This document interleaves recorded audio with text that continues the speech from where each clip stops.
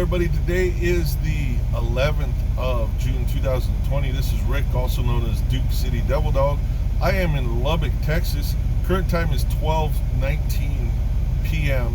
It is 88 degrees outside. It is a pretty hot one. Just to keep you up on things, we're trying to get to Albuquerque. They may have something for us, but I'm running into a couple of issues. So gonna get you familiar with a couple of terms. We may have mentioned them before in some videos, but we're gonna talk about them here.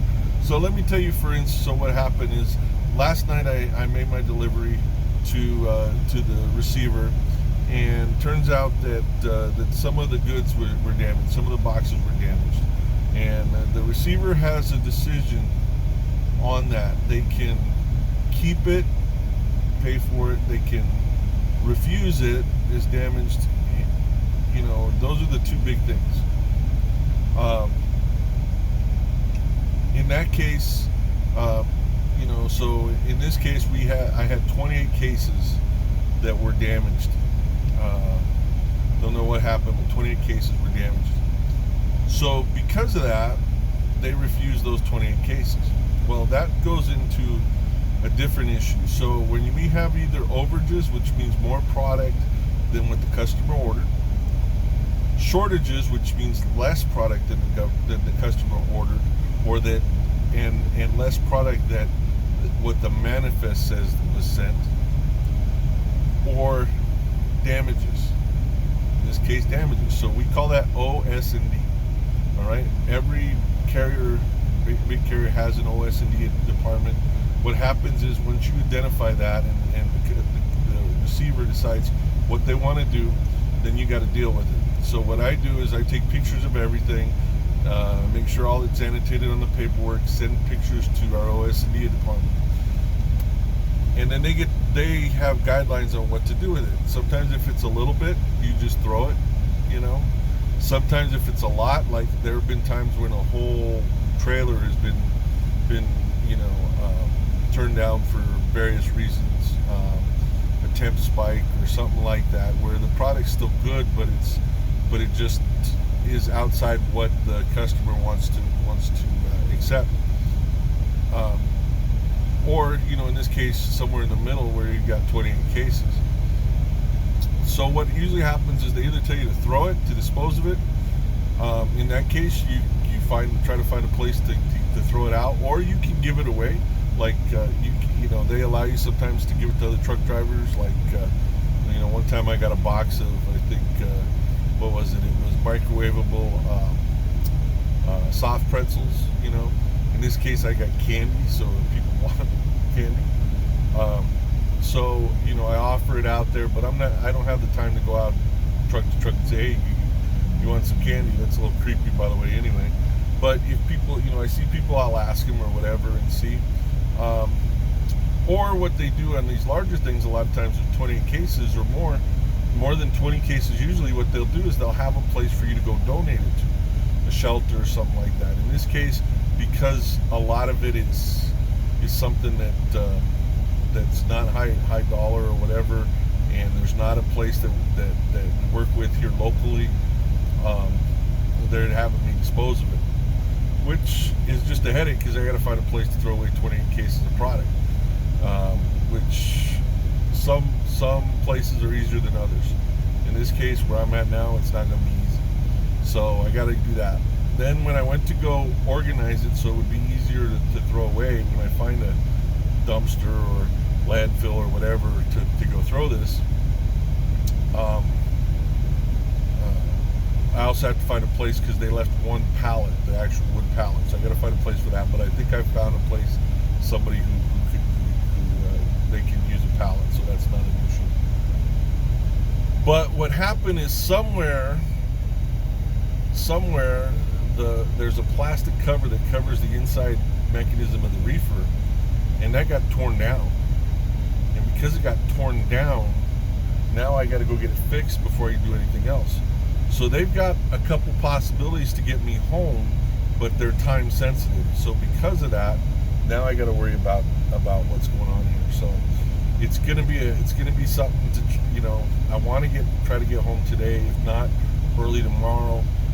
Depends on what the load is. I know they said they got one load going to Las Lunas, which is, right there in the Albuquerque metro area. That's going to be a Walmart load. So we're going to see.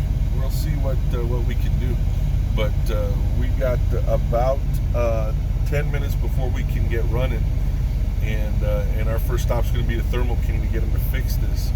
Hopefully, they can get it done quickly so I can get on what I need to get on, because I still need to get this trailer, this stuff thrown out. I need to get the trailer cleaned out. I got a few things I got to get done in order to get this. So that said, we're gonna do our best to see what we can do, and we'll go from there. So stick with me, and we'll see what the day holds. Okay. Hello, everybody. It is 2:12 local time. I'm still in Lubbock, Texas. We had a few things happen. I might have explained a little bit. We had an OS&D where we had a bunch of stuff that we needed to get rid of because it was damaged. We had an issue with our reefer where this plastic wall sort of fell down and needed to be put back up. So they sent us to a ThermoKing there here in Lubbock. And the people were not only nice enough to get me fixed really quick as far as the trailer, but they were also nice enough to take all that OS&D off of my hands. Even took the pallet that I had back there and let me get it clean out on my trailer. So altogether, I'm doing pretty good. So I was able to get that turned around in less than an hour, which is amazing because I thought it was going to take me longer than that to get stuff, just to get other stuff done. You know what I mean? So let's see, what do we got? We got. We also have.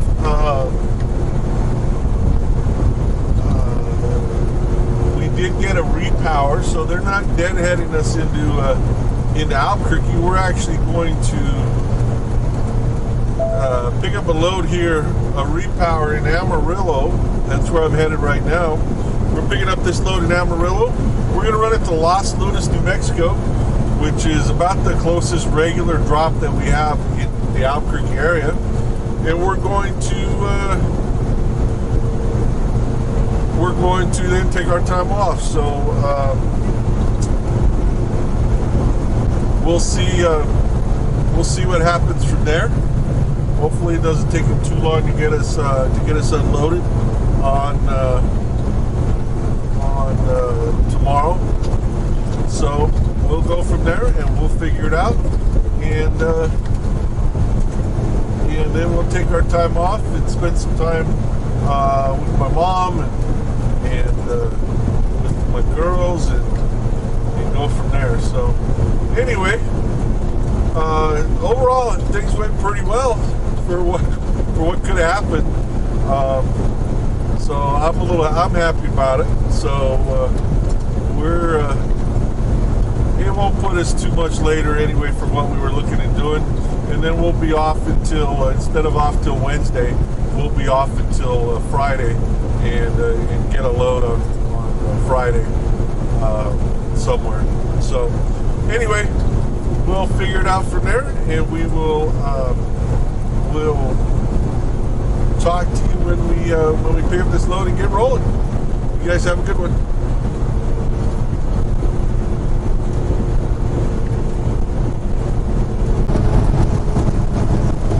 I don't know whether you can see this dust devil up there in the distance. So it's a pretty big one. I haven't seen one that big in a while. But it's doing some turning.